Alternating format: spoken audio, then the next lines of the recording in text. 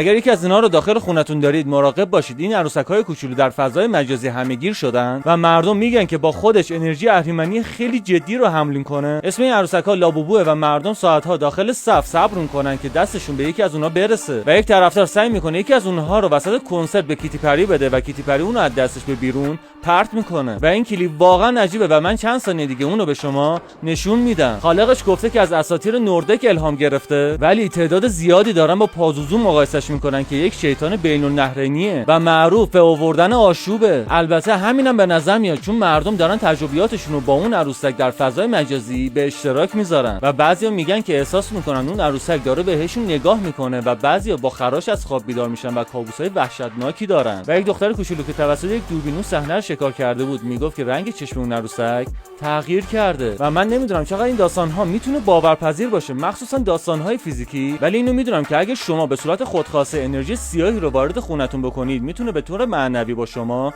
درگیر بشه. و البته از همه عجیب‌ترش یک اپیزود از سیمپسون هاست با عروسک پازوزو و مگی رو تصرف میکنه و همه چی به آشوب تبدیل میشه. ولی تعدادی از سلبریتی‌ها دیده شدن که اونها رو ترکوندن مثل ریحانا و کیم کارداشیان، ولی کیتی پری یکی از اونها نیست. فقط یک نگاه بندازید ببینید چی میشه وقتی یک طرفدار سعی میکنه یکی از اونها رو بهش بده.